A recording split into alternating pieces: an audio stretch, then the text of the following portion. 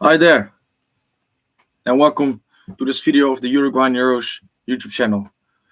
Let me check if we're live. Yeah, we're live. So this is the first time I'm doing this, so maybe sometimes I will struggle with something, but I just thought about doing this in which way I can interact with you guys if you're in the chat and if you're listening to what I have to say and giving your opinion about it as well.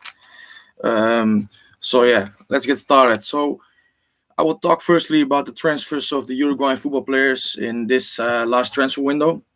Many moves, a lot of moves, also in South America, so between Uruguay and Brazil. But mainly we are going to talk about the transfers from Uruguayan footballers moving to Europe or moving between sites in Europe. So I've just composed a list because, well, most of it I know from my head, but there are a lot of players, so I've just composed a list. So yesterday, a big name signing in Uruguayan football at least was done. Diego Rossi went to Fenerbahce, the club where Diego Lugano, became an icon. People in Fenerbahce still really love him, and Diego Rossi is the next Uruguayan to play there. In between, it was Mauricio Lemos, but he has not done well there, and he's moved to Beerschot in Belgium. So he's playing in Belgium now, and Diego Rossi going to Fenerbahce. It's a loan deal, but Fenerbahce got a buy option for I think it was 8.5 million. After this season, Fenerbahce can take him on a permanent deal. Hello, Gonzalo. Good to have you here. If you want something, if you have something to say, something to have an opinion on, just do it, and I will watch it and I will talk with it. So yeah. So that's Diego Rossi. I'm glad for him that he has this move because Diego Rossi has done really well in MLS. Won the Golden Boot last season, and this season maybe it's not done quite as well, but for sure he's ready for this next step. For me, he should have been called up to the national team already, Diego Rossi. But yeah, we all know how Tabares is with these things. You know, Nico Lopez, who's been killing it in Mexico, and also did really well for Internacional before this. Has never has gotten a chance. While people, and I really like him, like Stuani, Castro Pereira, who's now back. Castro Ramirez for years, done nothing in the national team, absolutely nothing, but they keep being called up. And this is also why journalists, or mostly fans, because journalists in Uruguay, most of them, they back Tabares to the hill. And for me, they're really, it's not journalism for me, because if you are a journalist and you're looking at the picture of Uruguayan football at this moment, and I'm in the national team, then there's a lot of things that are wrong. But getting back to what I was trying to say is that in Uruguay, people sometimes call the national team the club of friends, you know, Club de Amigos, with Arafalo Rios, Tata Gonzalez, players like this, Stuani, who keep being called up but done nothing, basically. But yeah, that's another discussion. Continuing with the transfers. A transfer which I really liked is Matias Vinha to Roma, to Mourinho's Roma. And I think it's a brilliant move for him. He went to Palmeiras from Nacional, won a lot of trophies there, the Copa Libertadores especially. And in I think a year or 18 months, he's already moved on to Europe and to Roma and Mourinho. And I think Mourinho will make him a better player. Because Matias Vinha, we all have seen this. He's a great attacking fullback. With a good cross, very skillful on the ball, quick. But for him to be a top left back in world football, he needs to improve defensively. And Mourinho, whatever you think about him, when it comes to the defensive side of the game, he's one of the best managers in the world. So under Mourinho, I think he has arrived at a good place.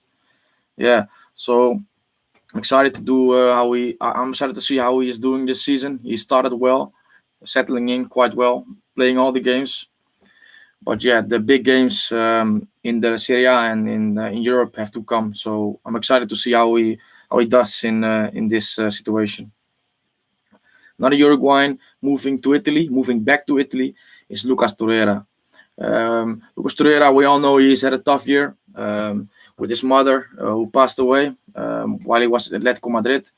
At Atletico, he didn't really play much. Atletico had great season last year, and they, with a fixed midfield, with Koke, Llorente, and then it was only changing around with Saul, with Lemar, sometimes Herrera, Kondogbia, and Torreira, to be honest, was maybe the fourth or fifth choice midfielder.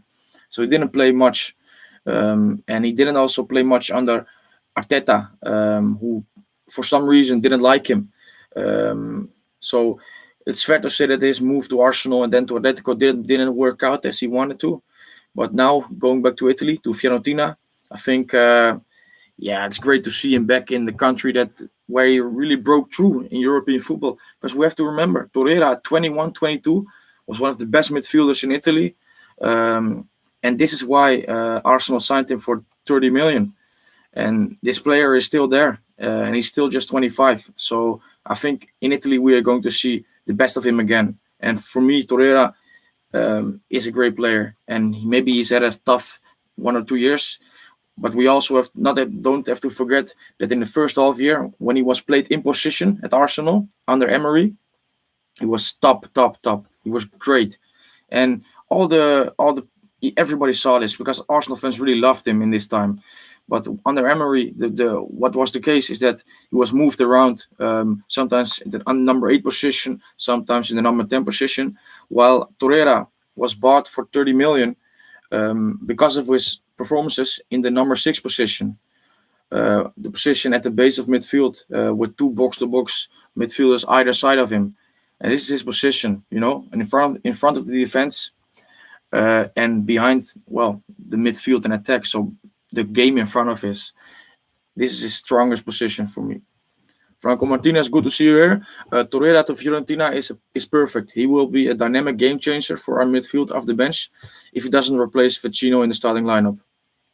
Yeah, I think Torreira, when he's getting back to his best level at Fiorentina, he's still our best central defensive midfielder.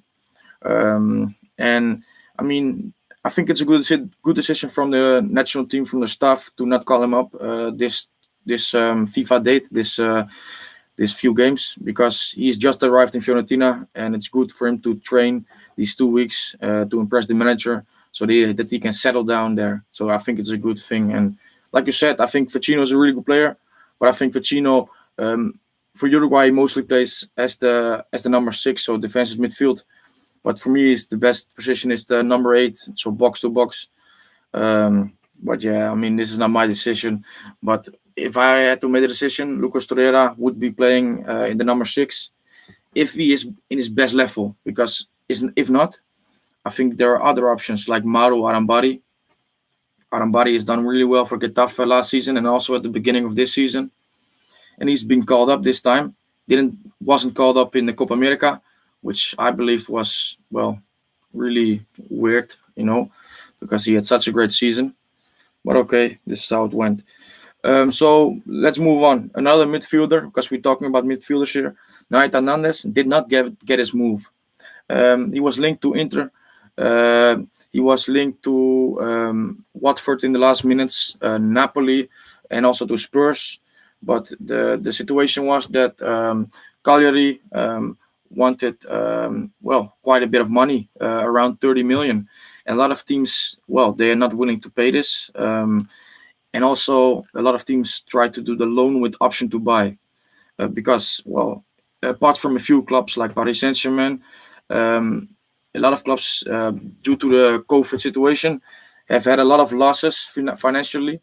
So they can't really pay this money straight up and upfront. So then they do the loan with option to buy. They bid a loan fee for like 4 or 5 million. And this is how they want to do the deal. But Cagliari, the president, he didn't want it like this. He wanted assurances with obligation to buy and things like this.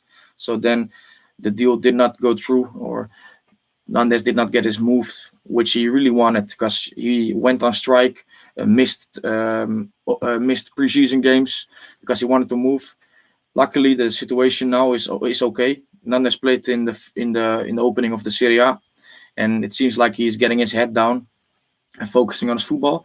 Because if he does this, and keeps on playing like he does, Inter, Spurs, clubs like this, they will be there in 6 months or in 12 months because he's a really good player.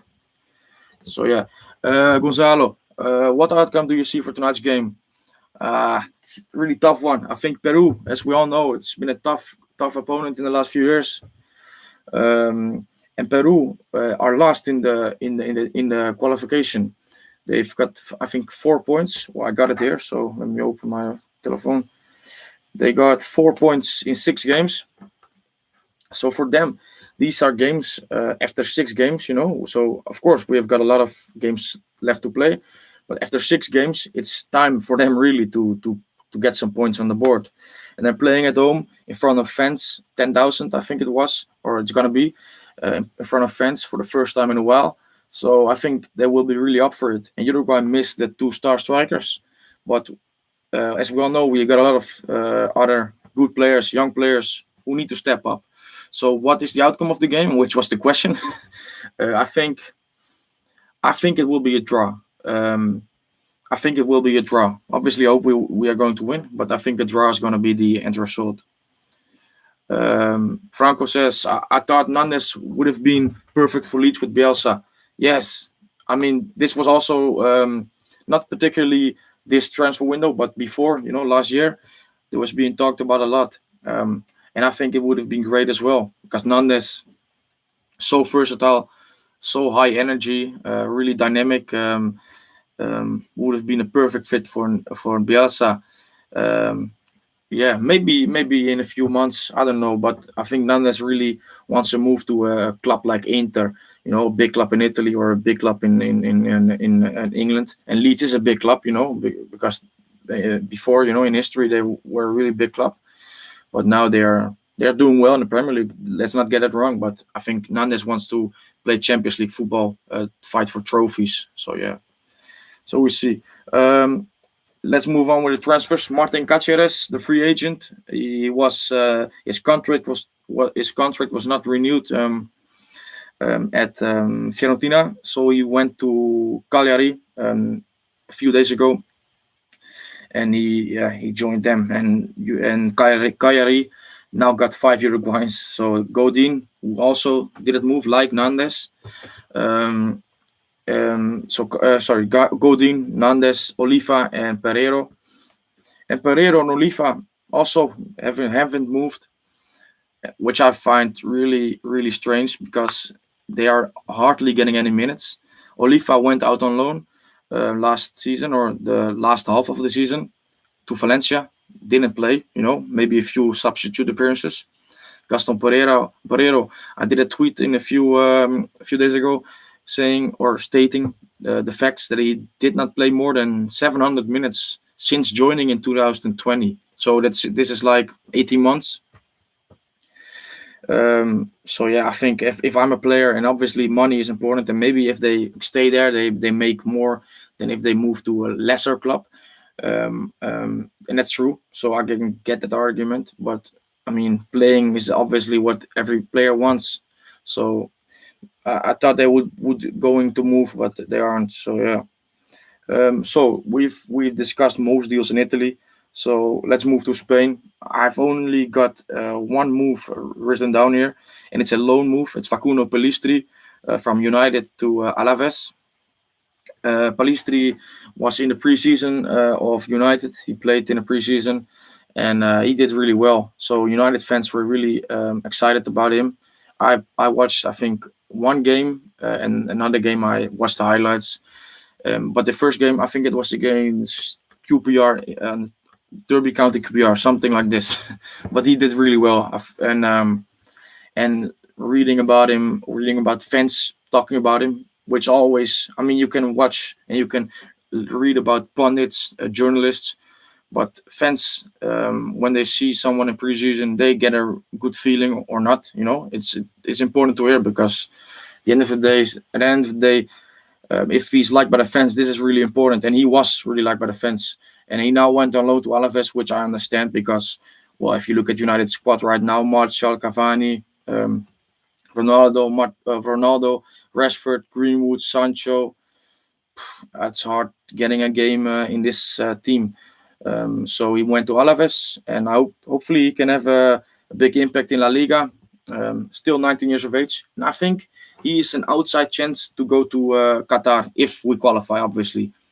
But I think he can maybe, if he develops in this coming 18 months, I think he could be on the plane if we qualify, obviously.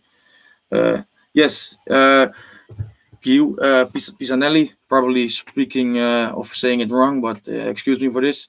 It's a loan. Yeah, it's just a loan. No option to buy or whatever. Because United think really highly of him from what you read and what you hear. So yeah, it's a loan. Um, Another transfer which I find really interesting, mainly because the club that is involved is a club where I did my first FIFA career mode in. So I mean, this is a club I like. So it's Juan Ignacio Ramirez, the top scorer of Liverpool Montevideo. He's moved to Saint Etienne, the 10-time French champions, which makes them the all-time or the record champions in France football. Um, Before Paris Saint-Germain, even the championships are from in the past. At the moment, they are not a big club like Paris, obviously, but still a big club in France. So Juan Ignacio Ramirez, who's done really well in Uruguayan football, scored a lot of goals. And the 24-year-old striker now moves to Europe in France. And I'm excited to see how he does, because it's always exciting to see how a Uruguayan settles in, adapts to this to Europe. Because for some people, for some players, it's difficult. We have had people like Nicolas Chiapacase, who we all thought was going to be a real good player after impressing for Uruguay under 20, and well, it didn't work out, and this is a shame. But this is how things go. So it's important, or it's exciting to see how he's going to do. Another player moving to Europe, already was in Europe, but not in the high division, is Juan Manuel Boselli. Well, he was a big talent in Uruguay. Never really played much in Uruguay. Moved quickly to I thought it was thought it was Girona, but maybe he went to Atletico Paranese first. But maybe I get it mixed up right now. Yeah. It's possible. It's possible that I get the clubs mixed up now. But he is going to Tondela in Portugal in Liga NOS, which I believe is a good move. Tondela, club was a bit of a, how do you say it? Not really the relegation battle, but in the middle of the league table. Hopefully he can find his feet there. You know, this is also a player just 21 years of age. Maybe he has not had his breakthrough in his career yet, but he's a talented footballer. He's really technical footballer.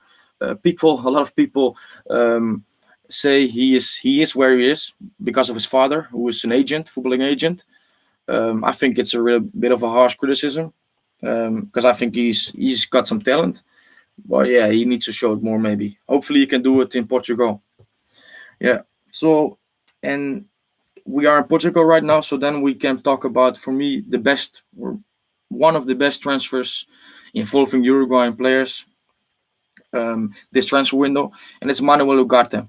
Ugarte, he moved to Famalicão in Portugal in the January transfer window of 2021. Impressed immediately, and now 6 months later, he's moving to the champions of Portugal, and just doing something here. The champions of Portugal, and also will play in the Champions League this season. And it's Sporting Clube de Portugal. He will play, obviously, under the captain Sebastián Coates, Big Seba, as I like to call him. And I think it's a brilliant move, because he has everything to be a successful player in the Portuguese league, or in one of the big clubs of Portuguese football. And Sporting is a club that they give chance to the youth. We've seen it now with Nuno Mendes, who's going to Paris Saint-Germain. Thiago Thomas is a young striker who's coming through. I think he's a good player. The centre back, Inizao, I think his name is, getting chances. Ugarte, still just 20 years of age. I think he obviously has to fight for his chance, because they got a good squad. But I think he will get these chances, and I think he can show his quality and develop even further. And it's a really good move for him. And as we all know, he's been called up to the Uruguay squad this time around. So he's with the squad now in this international duty. and this is also brilliant for him. Playing with obviously with Uruguay, which is an honor for every Uruguayan, but playing with people like Valverde, Bentancur, who are also really young, but just a little bit a step further. Playing for even bigger clubs, and I think this will do him really good. Yeah. So yeah, I'm putting a little break because I'm putting a tweet out that we are live, so more people can join. In the meantime, for the ones watching, let me know what is your favorite move of this transfer window, involving Uruguayans, obviously, and maybe one that has not gone, that has not moved, and you would have liked to see him move. So let me know in the comments if you're still there. Is is is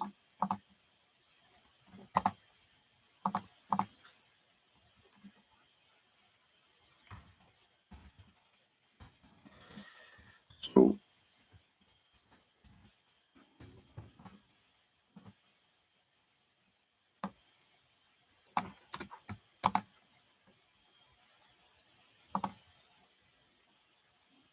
yes. So I'm just putting this tweet out, and then obviously we will continue the talk.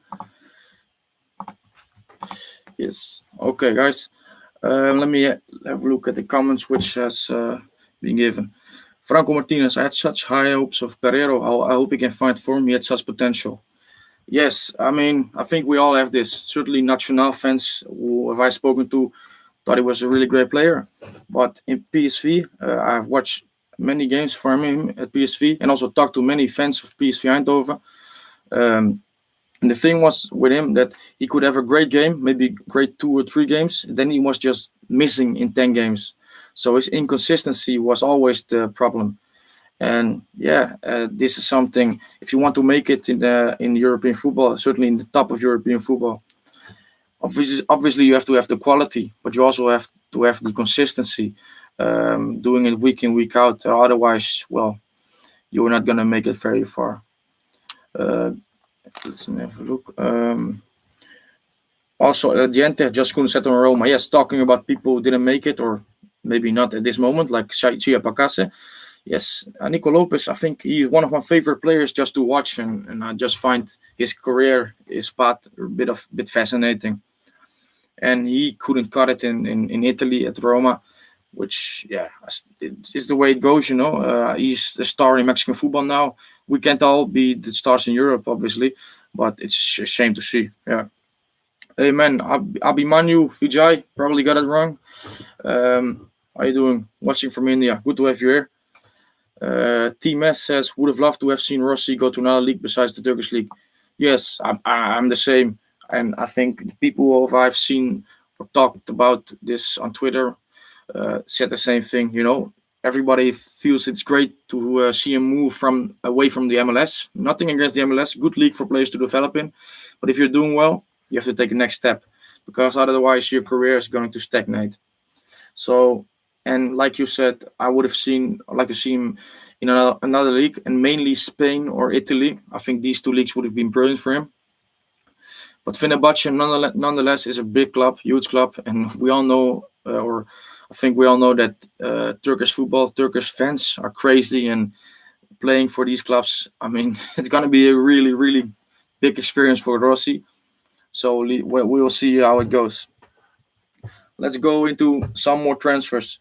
Another one who is bit going down the radar, Rodrigo Salazar, was a Uruguay under 20 international in 2019, and he went to Eintracht Frankfurt, I think 2 years ago, and he went out on loan in Poland first. Last season he went to St. Pauli in the Bundesliga, the second Bundesliga, and this season it looked like that he was going to get a chance for Eintracht Frankfurt in the Bundesliga, but at the end they have gone for another loan deal to Schalke.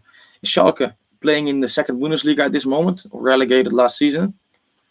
I think it's a real good opportunity for him to keep developing, keep playing, because he's bought or he is signed, on loan.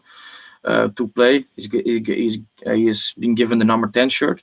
And Schalke is a real big club, one of the biggest clubs in Germany. So imagine this going well, and maybe he can help Schalke to promote. Who knows what happens? He's a talented midfielder for me, Salazar. So, and he's also just 21. So these players who maybe they are going off the radar for 1 or 2 years, but then they pop up again, and it's great to see. And another one who has no transfer speculation this transfer window is Jonathan Iglesias. And Iglesias is he is a midfielder from Clermont Foot in France. And Clermont Foot, they promoted to Ligue 1 last season or this season. Last season they were in the Ligue 2 and they promoted to Ligue 1 this season. And Iglesias, he was in French football, or he is in French football for 6 years, played in the second division all the time, and now he's getting to the highest division, probably going to play against Messi and Neymar. He's 32 years of age, and these are stories I think it's great to hear, great to see, because obviously we all love Suarez and Cavani scoring, doing great, and all these stories about these stars of Uruguayan football. But for me, it's also beautiful to see somebody like Jonathan Iglesias, who I believe, and certainly me, I didn't know anything of him before I heard that he was promoted to the Ligue 1. So when I heard about him, I read about, or I just researched his career. Played in Uruguay till he was 25, and he never made a move to a bigger club in Uruguay. And in the end, he ends up in the Ligue 1 as the captain of Clermont Foot. Brilliant story, in my opinion. So yeah, let's see how he does. So he's a midfielder. I don't think I mentioned that yet, but he's a midfielder, and it's great to see that he's in the Ligue 1.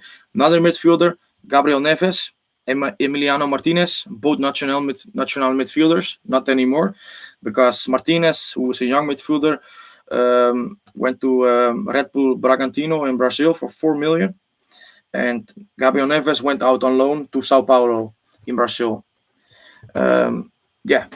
Interesting to see how they will do. Certainly will follow it. Hopefully they can do a bit similar to Bruno Mendes, because this is another one who moved this transfer window. He moved in early July. So we've seen a lot of him in the last 2 months, and he has really been such a great signing for Internacional under the coach Diego Aguirre, who obviously is the last manager to bring a Uruguayan football club to a final in international competitions, to the Libertadores in 2011 against Santos. And Bruno Mendes is blossoming under Aguirre. And he debuted for Uruguay in 2018 in the national team against Brazil. And when you look at how he's playing now and how he's developing, I don't think it will take a long time before he's back in the national team, because he's a great defender with a real character on the pitch. And this is why he reminds me of Lugano, because you see he has character on the pitch. He leads. He's a real captain. He is not a captain for Inter, but he was a captain for Uruguay under 20, and he has got qualities that I always like in defenders. So that's interesting to see about him. I still got some written down here, but I think the most of them we got covered right now. Most of the transfers we got covered down here. So I think we're just gonna talk about the Peru game.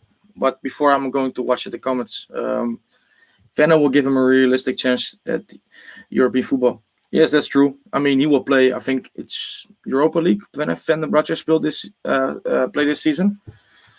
So yeah, this is a good thing. And yeah, and like I said, Turkish fans, great. I mean, this is an experience. A lot of players, ex-players, when you hear them talk about atmospheres in stadiums, a lot of them talk about, these away games in Galatasaray, Fenerbahce, crazy. You don't really know what you experience there. It's really out of this world.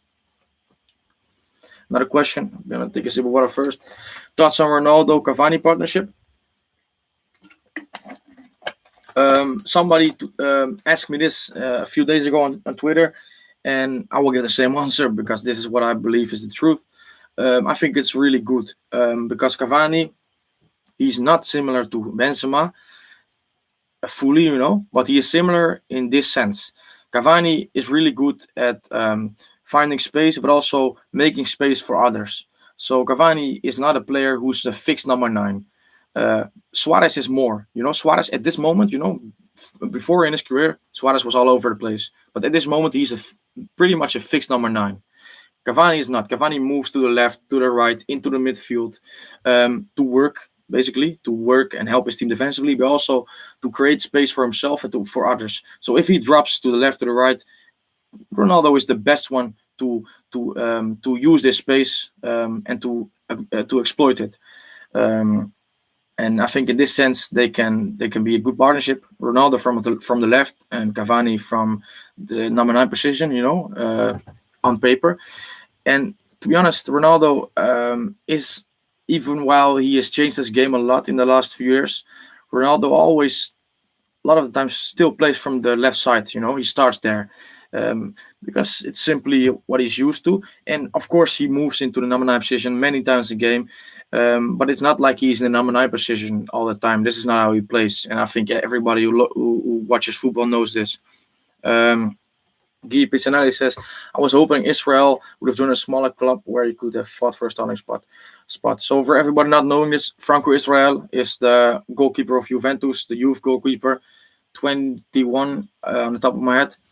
I agree with you. Israel chose to stay at Juventus this season to fight, or to at least train with the first team and maybe fight for some appearances in the Coppa Italia. But from what I have seen, he's the 4th choice keeper at this moment. So I have to agree with you. I mean, he should have been going to maybe a Serie B side, where he plays week in, week out in well, maybe not the highest level of football, but it's still competitive football. And I think this is the best for him, because I mean, when you're a goalkeeper, when you're a player, when you are playing anyway, when you're a footballer or whatever, you have to play to develop. It's all good training with players who are great players, maybe, but playing games is the best development, or the best thing you can do to develop. Takario says, from Japan, thanks for you always tuning about Uruguayos. No problem, man. I love to do it, and great to see that you're liking it. Yeah. And good that you're here. A16 looking from good Uruguay. Sorry, didn't read it right. Good to see you here, and greetings. Hope you enjoy the stream.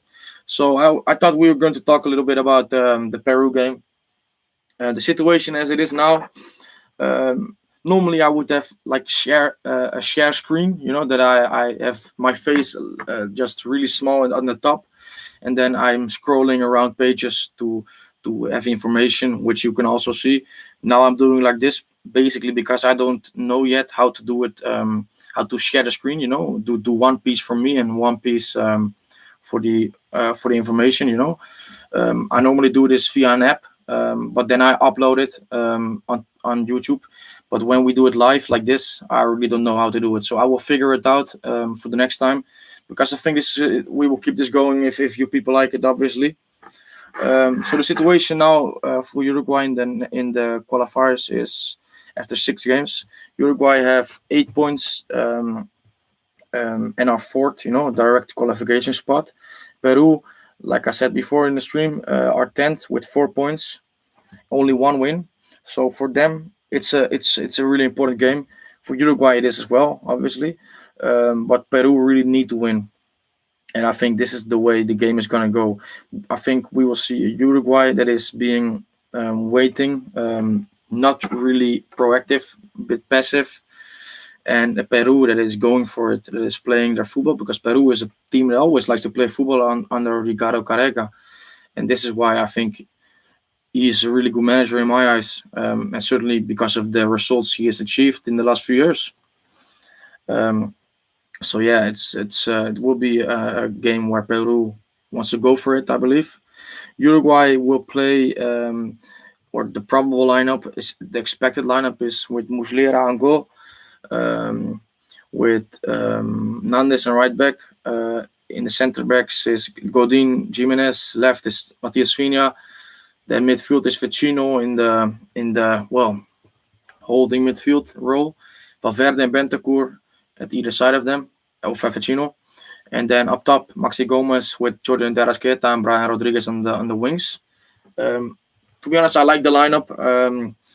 There are still things I would like to have changed, but um, I mean, Godin is the obvious one for me. Still, Godin is, I love him to bits. Our captain brought us so many things, but Araujo is at the better. Well, he's better at this moment.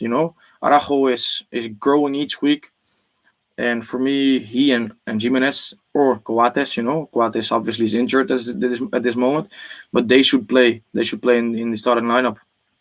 But Godin is playing, so this is the way it is, and I believe this team is obviously good enough to beat Peru. Whether we will do it, I answered the question before. I think it will be a draw, but hey, it's going to be an interesting game. I'm really looking forward to it, to see Uruguay play and in front of fans. They are maybe only Peruvian fans, but it's still fans, and I think the players will react to this. And in the next two games against Bolivia and Ecuador, at the Campeón del Siglo, Uruguayan fans will be allowed in the stadium. So this is going to be great to see. Going to be great to see. So, I mean, we're talking about the game now. For people who are watching, let me know what your score predictions are. What are your feelings about the team? Yeah, and how do you think we are gonna cope without Suarez and Cavani? I think we will cope fine. I think we will do fine because Cavani and Suarez, for everything they've done for this country in footballing terms, um, they're not Cavani and Suarez of old, and that's logical because they are 34 years old.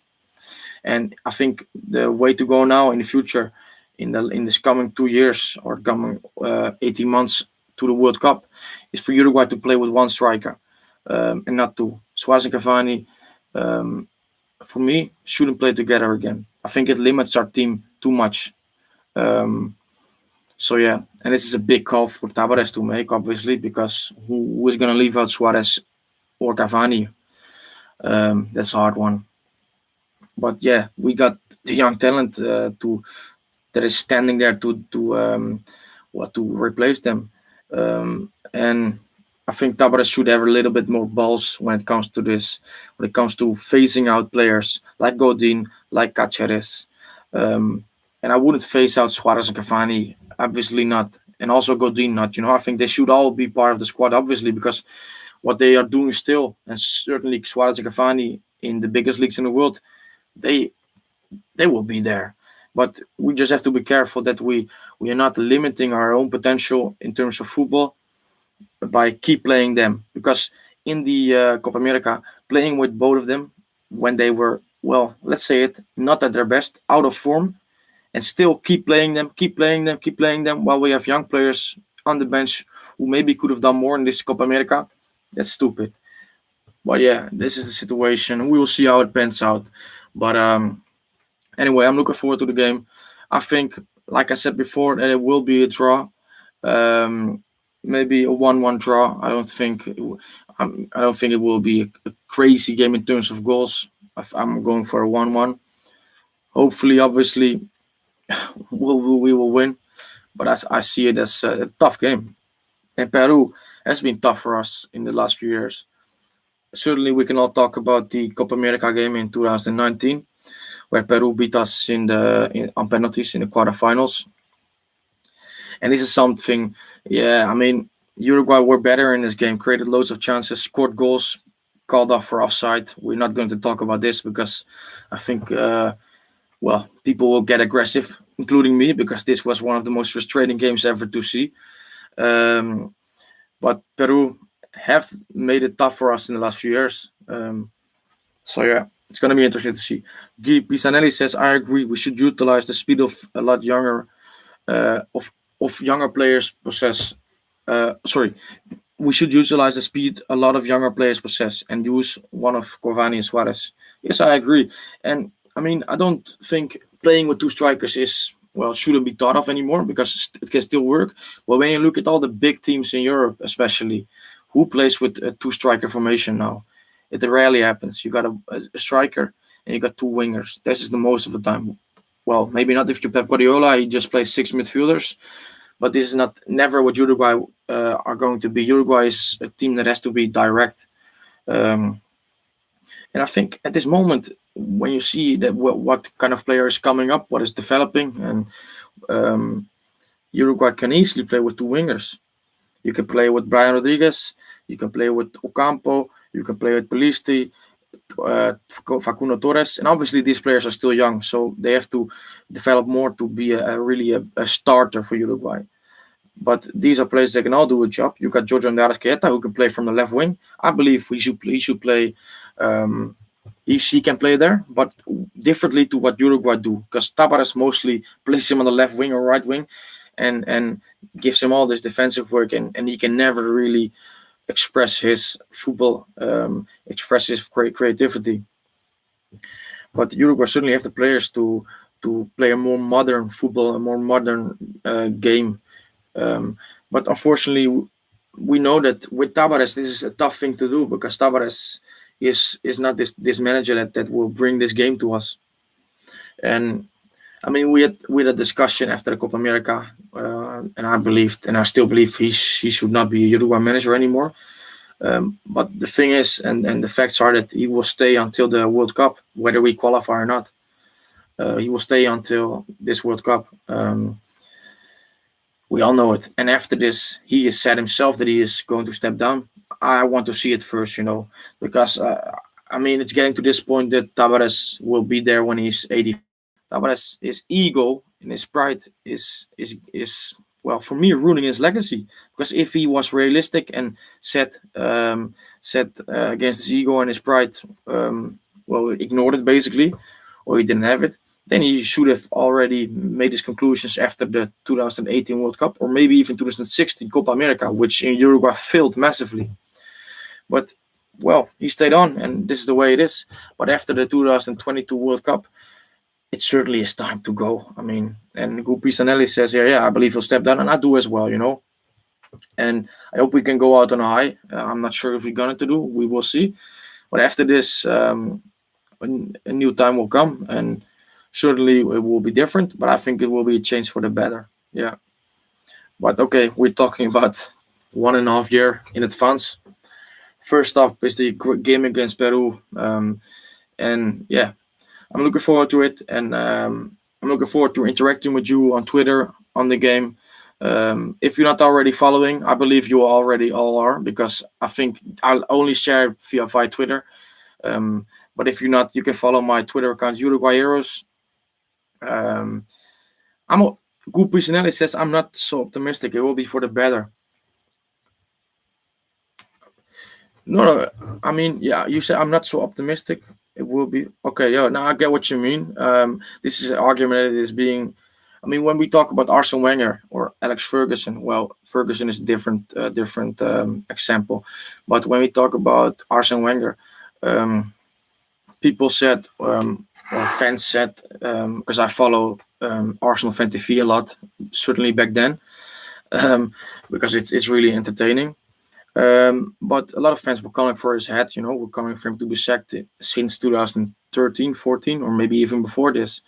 And then in 2017, he stepped down, and some people said, well, you have to be aware that if he goes, it maybe gets even worse. And to be honest, it has gotten worse. But I still think they made the right decision to sack him. I still think, but the decision Arsenal made, well, wrongly in my opinion, is the appointment of the new manager. Because Unai Emery, I think never is a coach that works at Arsenal.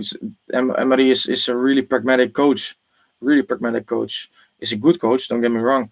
But Arsenal is always a club that is known, or was known, for its football, for its really attractive football.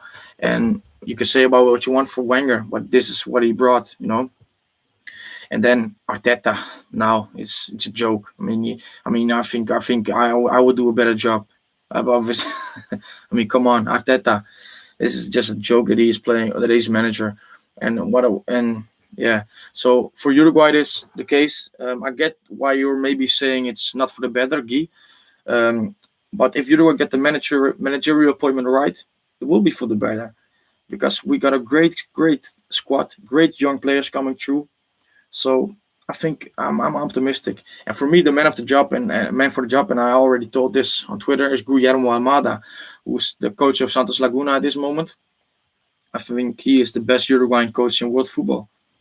We can also talk about Diego Aguirre, who I believe is also a name you can discuss. Diego Alonso, he was at Inter Miami, and before he won two Copa of Champions Leagues of the CONCACAF. So we got options, and I would think it will be all right. Um, Pisanelli says, I know he has his faults, but I've seen some terrible coaching decisions made prior to him. Yeah, I mean, this is the thing. Like I said, Uruguay have to get the coaching appointment right. I believe it's the right thing for him to walk, but I believe it's likely to get worse initially. Yeah, that could happen. I mean, sometimes it hurts a little bit before things get better. They say it's always the darkest before the dawn. So yeah, maybe it's the case, but you have to follow a road. You have to follow a path. So if Tavares steps down and Uruguay appoint a manager, and they have to believe in him, or they will believe in him. So maybe the first few weeks, first few months, first few games will be struggling.